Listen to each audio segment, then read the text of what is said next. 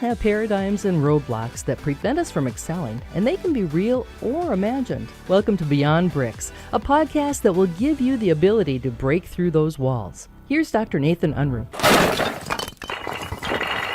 Welcome everyone to this conversation. We're going to talk about something I don't think we talk about enough, and that is the subject of money. And we'll probably go a lot of different directions as it relates to this idea of money, but I have an expert here with me, Dave De Vries. Dave, I've known him many, many years, and he's just getting ready to release a new book. And we're going to pull apart some of the principles. So Dave, welcome. Yeah, thank you for having me. Yeah, so just tell the listeners a little bit about you. Yeah, so born and raised in Sioux Falls, South Dakota. Was a pastor for 9 years in town at two different churches. Helped start a church out in Brandon, South Dakota as well. God kind of had a left-hand turn for me, brought me to the financial services industry, and I'm now a senior partner at a wealth management firm here in Sioux Falls. Married, my wife and I have been married for 16 years. Got a 13-year-old son, 10-year-old daughter, so love spending time with them when I'm not in the office. Yeah. So I'm going to dive right into, I love the transition. Pastor for 9 years, and now you're still pastoring.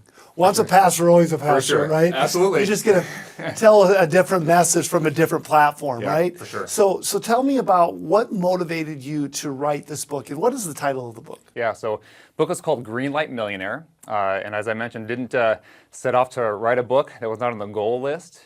So how this all came about was I've been working with lots of different families and talking with them on how do we help them transfer wealth from one generation to the next. And as we talk with parents or grandparents and help them connect, verbiage with the kids and make them have a connection, I've tried different analogies, right? Jesus taught in parables, so I try to use different stories to communicate. I had tried different options as far as planting a seed, right? And that just really didn't connect. Started using this red light, green light analogy, and I could just see people connect with it immediately. There was a common verbiage that both sides of the table could use in talking with each other. So I actually sat down to type up some bullet points. I was actually just going to type up a handout to give to clients, and in less than 2 weeks, I had a 9-chapter book written. So I gave the book to my partners at our firm. I said, hey, I typed this up. Would you guys just read it and give me your feedback?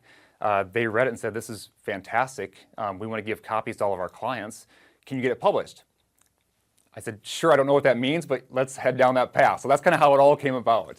So I'm just curious, so when your partners took a look at it, what was their biggest feedback? Because obviously by the fact that they go, Dave, go get this thing published, was, hey, there's some huge nuggets. So what was their feedback that they gave you?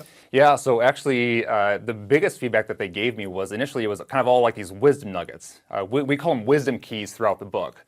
These little things that you can just kind of grab onto, really quick, short things like Proverbs type items. The biggest thing that they gave me feedback was add a story to this. And so actually the story in the book of these two gentlemen, Ben Broke and Joe Wealthy, are the two gentlemen. Ben Broke. Yep, so I've been broke, but now Joe Wealthy, now you're wealthy, right? So that's kind of how they play back and forth. That idea came from them saying, intertwine a story now throughout the book. Take us through a journey. So initially, it was just kind of like the bullet points, here's kind of the nuggets, and kind of flesh it out into a story, and now that's where it is with the final version. So, obviously this book is going to teach people, just based on the Ben Broke guy, is how to accumulate some wealth, Sure. right? Yep. So as you've worked with families and you've worked with individuals, what's the biggest obstacles that you see? Yeah, that's a great question. I think people misunderstand how important the first steps are as you're trying to get started. There's actually a chapter in the book saying the hardest part of growing wealth is the first 100,000. People think like, oh, I can get that coffee at Starbucks, I can run through the drive-thru, I can get the extra pair of shoes, whatever the case may be. And in the big scheme of things, it's not going to be that big of a deal. But those small pieces moving forward at the beginning really hamper that. I give some analogies. I don't go into too in-depth into the numbers because I know people can kind of get numb to that.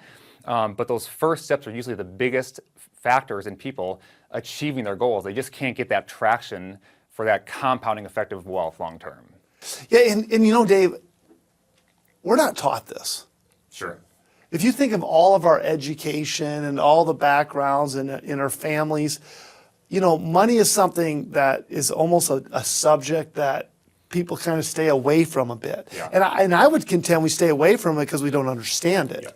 And I think it's a relationship with money that is so critical. Yeah. Like, right, money's not bad. 100%. It's the love of money that's bad, Yes. right? So how do we shape a new relationship with it? Yeah. So if you've looked at your experiences and the reason that you wrote this book, I always got to, if I don't give some nuggets on leadership, because I think managing money is about leadership, what are some key leadership attributes?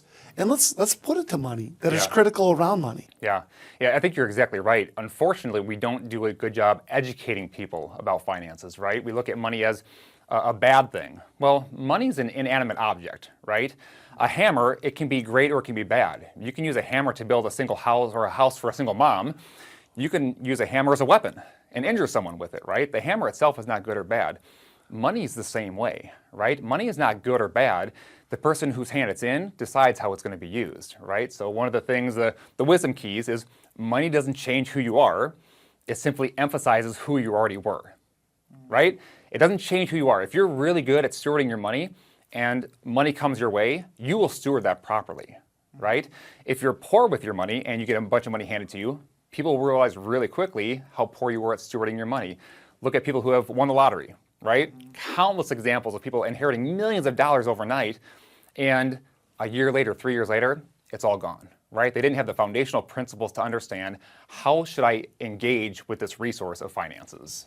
So what's the key there then? Consistency, understanding compound interest? Yeah. I mean, what are the key elements to get somebody to understand? Because you said, okay, the first 100,000 is hard, and it's those little tiny decisions that add up over time. Yeah. So I hear consistency. Yeah, for sure, consistency. And one of the things, one of the chapters is on red lights, right? So we define red lights as things that take money out of your pocket, right? Obviously, debt's being a big part of that. So if there's any kind of debt, credit cards, school loans, vehicles, furniture, medical bills, and whatever the case may be, you've got to take care of those things as quickly as possible, right? Because otherwise, these things are taking money out of your pocket every single month. It may not seem like a big deal to put everything on the credit card, but now you've just tied yourself to the payments for 8 months, 12 months, 2 years, whatever the case may be. And you need to be consistent about those foundational principles.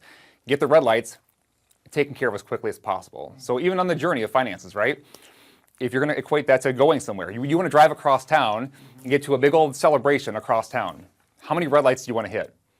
None. Right. You want to get to that end destination as quickly as you possibly can. Your financial goals are the same. You talk about whether it's retirement, generosity goals, helping out family, whatever the case may be. You want to get to that end goal as quickly as you possibly can. You don't want to get stalled along the way financially. Okay, so what are the most common red lights? Yeah, to obviously beyond debt, right? That's the big one. Besides that, I also talk about eating out. Entertainment is a massive one for people. That is the biggest area that I see people eating out constantly. DoorDash, things along those lines, way overspending on their food. Vehicles is the other one.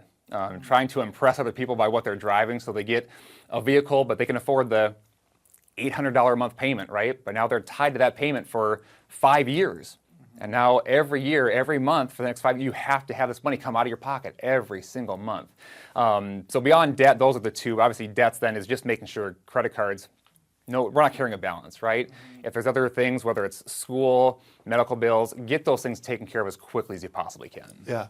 And let's take another little left turn here. Is we look at one of the most common reasons marriages break up is the finances. Yep.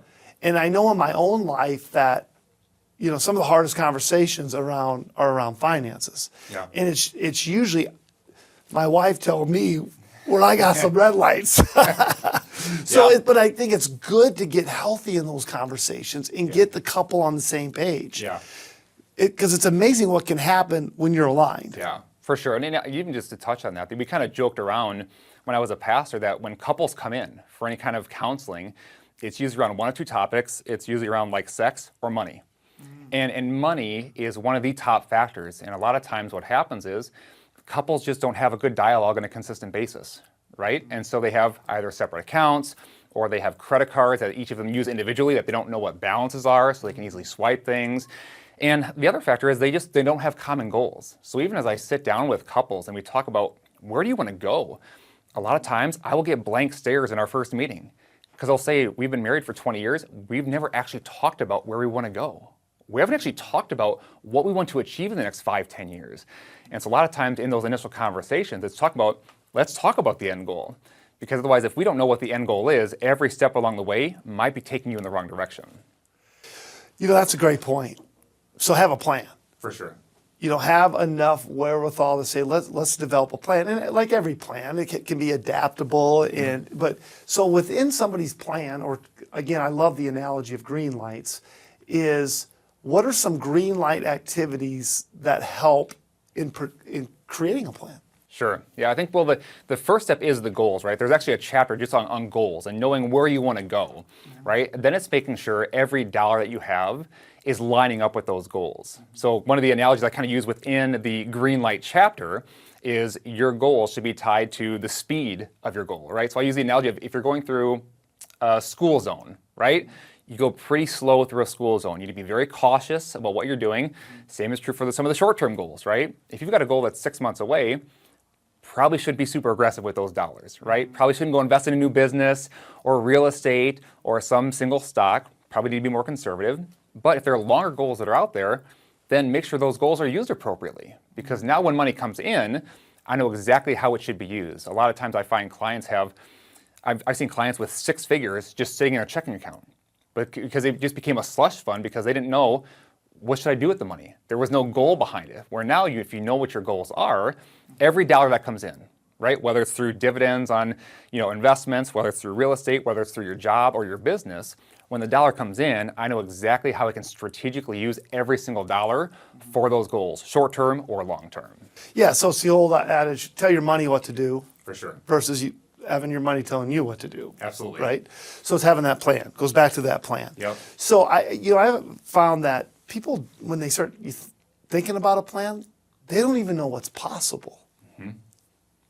Yeah. The whole idea of compound interest. Yep. I would also say is that there's a lot of noise in the marketplace. There's a lot of books written. There's a lot of financial advisors. There's a lot of different philosophies. Yeah. So you have to establish what is your philosophy. Yeah. But that begins the knowing of where you want to go. Yeah. Everything starts with knowing where you want to go, right? Because if you say, hey, I need to head in this direction and it's 20 years down the road, okay, don't be using checking and savings accounts, right? Yeah. Or if you want to start a business in 6 months, okay, probably should invest a lot of money in single stocks that could go up and down because you need that foundation for capital, right? When you're going to go and start your business. And so a lot of times in the meetings with clients, it's really helping them clarify what those goals are. And you hit the nail on the head. I will tell them in meetings when we talk about their goals, and we'll write them out. We have a whiteboard. So we're writing these out on a whiteboard, and I'll tell them, we're not going to put this in cement. The reason we're not going to put this in cement is a year from now, your goal list could look very different. Your health can change. Your family can change, work can change, all these things can change. So your goals might get adjusted and probably will get adjusted. That's okay. We'll adjust the rest of the finances according to what that is, but we at least need to know where are we heading right now to strategically invest every dollar you currently have. Yeah, so I would say that as I'm listening to you talk to another concept or principle I think that's important is I'm always amazed when we start talking money, we don't want to talk about, right? Mm-hmm. It's having humility and quieting the ego and being transparent and vulnerable, saying, I don't know, or transparently, here's where I'm at. Mm-hmm. Have the willingness to, if I got to be the smartest guy in the room, I better change rooms. For sure. So find people that are experts and masters in this area. Yeah. So what are some of the biggest objections you will get when you hear from potential clients? Sure. Yeah, I think in regards to the ego, so I actually wrote a chapter in the book called about mentorship, right? And in every area of your life, you need people who can help guide you, whether it's your faith, whether it's your finances, whether it's fitness, whatever the case may be. When I was in school, my first year in college, I was an exercise science major, right? So I know a fair amount when it comes to working out, eating, those kinds of things. I still meet with a nutritionist. So I can make sure I'm really dialing in my workouts. I can dial in my diets. The same is true for your finances though, right? Like you need to make sure you know how things are going to get lined up for your finances. So even for myself, someone who reads this topic on a consistent basis, listens to podcasts, all those kinds of things, I'll still connect with the other partners in my firm, right? And we still go back and forth on what is the best strategy that we should be using. Because even with our clients, They can be very, very similar, but their goals are different. So we need to adjust the goals and the planning around that. So it's making sure that I'm consistently learning. Tax laws consistently change. Time horizons change for clients. And so you always have to stay learning on a consistent basis to ensure. And having people around you is key to that, right? Because like you said, if I'm the smartest person in the room, I'm probably in the wrong room, right? I need to be around people who can help me grow in every area of my life. Finances being obviously the point of this book, but even faith-wise, relationships, having people that we can learn from on a consistent basis. Yeah, okay, so I get, now obviously your favorite book is now the one that you've written, but before November 13th, what are some of your favorite resources that you've leaned on yourself for finances? Yeah, two of them, and the greatest compliment I got from one of the people that endorsed the book actually referred this book to these two books, right? So one of them is called The Millionaire Next Door. I've written a long time ago, and there's The Next Millionaire Next Door written as a follow-up to that, but both are just fantastic books to help you understand when people think of what a millionaire looks like. They think of fancy cars, they think of big houses, they think of very nice clothes, and what the book just takes apart is that's not what millionaire looks like. Actually, if you look at what a millionaire looks like. The second book was a book written by Robert Kiyosaki called Cash Flow Quadrant. So he talks about that there's 4 ways that you make money. You're employed, you're self-employed, you're a business owner, you're an investor. And he talks about how 95% of Americans are on one side, they're an employee or they're self-employed.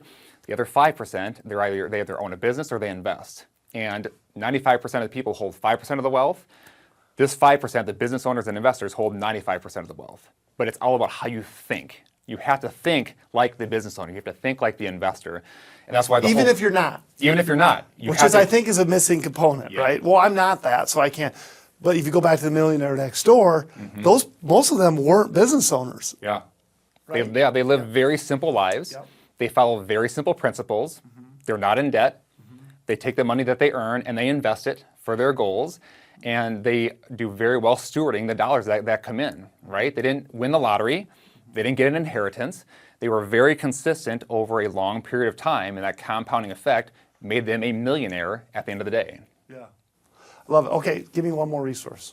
Those are both good. Yeah, those two, man, I think other books, like even like Start With Why, right? It's kind of a unique, it's not a finance book, but you have to understand, why are you doing this? Really, why are you saving money? Because if you don't know why you're saving money, you're not going to do it. You might save for a month or two, but eventually something's going to come up, a shiny object is going to pop up, and you're going to say, I want that, right? And so keeping the visual in front of you, like, what do you really want to accomplish at the end of the day? What do you want to have happen for your family?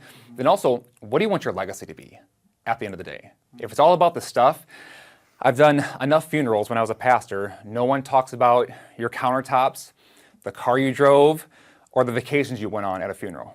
No one talks about that kind of stuff. They talk about the impact you had on people's lives, and that's what your legacy will end up being. So that one of the things that we eventually talk through with clients is, now that we have your finances set, right, you're going to be fine. You're doing very well financially. You'll have plenty of money to pass on to your kids. Now let's talk legacy. What do you really want your legacy to be at the end of the day? Is it just this whole big pile of money in a 401k or in a brokerage account or in these different assets? Or what else do you want to be known for? And then maybe we should now utilize some of these dollars for things that are really on your heart, whether it's adoption, homelessness, kids, whatever the case may be, education, all kinds of goals, right? But now let's take these dollars and how do we help you now create a legacy that will outlive you once your time on earth is done? Yeah, that's so well said. And that's such a big deal to be thinking about those things. So I think about a point in time in my life where I had an out of money experience. Businesses were growing fast. I wasn't paying attention. I didn't have a plan, and it was painful. So all of the messages you're saying today just really resonate. And it's never too late to start. For sure. Right? Sometimes people say, well, it's too late now. No, it's never too late. Yeah. I've seen some amazing things happen when people get their mindset right and they get disciplined. So what have been some of the red lights in your own life? Yeah. Because it's easy, you know why I ask you that question? Yeah. It's easy to always sit there and say, well, now you figured it out. But I don't think we talk about our bumps, our bruises, and our scars enough, right? Absolutely. So I think you bring up a great point. I talk about this in the book, that I think everyone thinks that they're good financially, and what they'll do is they'll pick out a single area of their life that they do really good at staying on budget, and they'll ignore the other parts of their life, right? So they'll say, oh, like, I don't eat out very much. but they're spending $1,000 a month on a lease on a vehicle, right? Or, hey, I don't spend a lot of money on vehicles. I drive kind of a beater, but they're spending hundreds of dollars every single month on Amazon on random stuff they don't need, right?